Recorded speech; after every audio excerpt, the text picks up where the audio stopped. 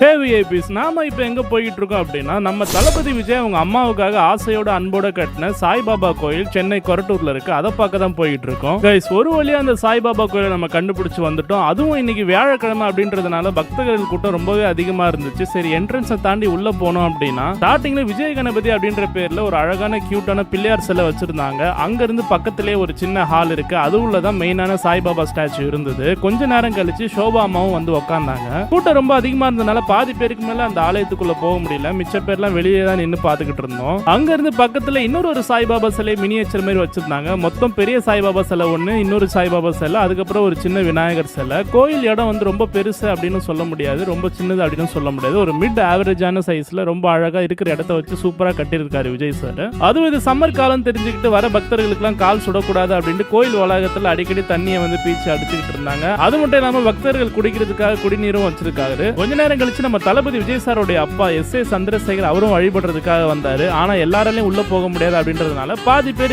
வெளியில நிலையே பார்த்துக்கிட்டு இருந்தோம். கொஞ்ச நேரத்துல பூஜை எல்லாம் முடிஞ்சதுக்கு அப்புறம் சோபாமாவும் சந்திரசேகர் சாரும் பிரசாதம் கொடுக்கறதுக்காக வந்தாங்க. நம்ம மக்கள் கிட்ட பிடிக்காத ஒரே விஷயம் இதாங்க, அவ்வளவு பேர் வெயில்ல கியூல நின்றுட்டு இருக்காங்க. அதெல்லாம் கொஞ்சம் கூட பொருட்படுத்தாம எல்லாரும் முன்னாடி போய் இடிச்சிட்டு வாங்க ஆரம்பிச்சிட்டாங்க. கியூவை யாருமே ஃபாலோ பண்ணலங்க அங்க சரியாவே. பக்தர்களுக்கு பிரசாதமா பாத்தீங்கன்னா சாம்பார் சாதமும் ஒரு சின்ன அப்பளமும் கொடுத்தாங்க. அதே மாதிரி பிளாஸ்டிக் பிளேட்ல கொடுக்காம தொன்ன மாதிரி இருக்கிற பெரிய பிளேட்ல கொடுத்தாங்க. அது ரொம்ப வரவேற்கத்தக்க ஒரு விஷயமா நான் பார்த்தேன். கொஞ்ச நேரத்தில் பிரசாதமும் காலி ஆயிடுச்சு. நிறைய பேர் வந்ததுனால பாதி பேருக்கு கிடைக்கல. அவங்களுக்கு ஆல்டர்னேட்டா பிஸ்கெட்டு, சாக்லேட்ஸ் இந்த மாதிரி கொடுத்துட்டு இருந்தாங்க. நம்மளும் பிஸ்கெட் வாங்கி சாப்பிட்டு அப்படியே வெளில வந்து பார்த்தா நிறைய யூடியூபர்ஸ் நின்று பப்ளிக் ஒப்பீனியன் கேதர் பண்ணிட்டு இருந்தாங்க. எது எப்படியோ இந்த கோயில நிறைய பேர் வீடியோ கவரேஜ் எடுத்து போட ஆரம்பிச்சு பயங்கர ஃபேமஸ் ஆயிடுச்சு. நிறைய பக்தர்களும் வர ஆரம்பிச்சுட்டாங்க. நீங்க இந்த கோயிலுக்கு வந்திருக்கீங்களா? உங்களுக்கு இந்த கோயில் எது ரொம்ப பிடிச்சிருந்தது அப்படின்றத கமெண்ட்ல சொல்லுங்க. இது போன்ற டிஃப்ரெண்டான vlogs பார்க்கறதுக்கு மறக்காம நம்ம சேனலை சப்ஸ்கிரைப் பண்ணி வச்சுக்கோங்க. வீடியோ பிடிச்சிருந்தா லைக் பண்ணுங்க, கமெண்ட் பண்ணுங்க, ஷேர் பண்ணுங்க. மீண்டும் நல்ல வீடியோல சந்திக்கிறேன்.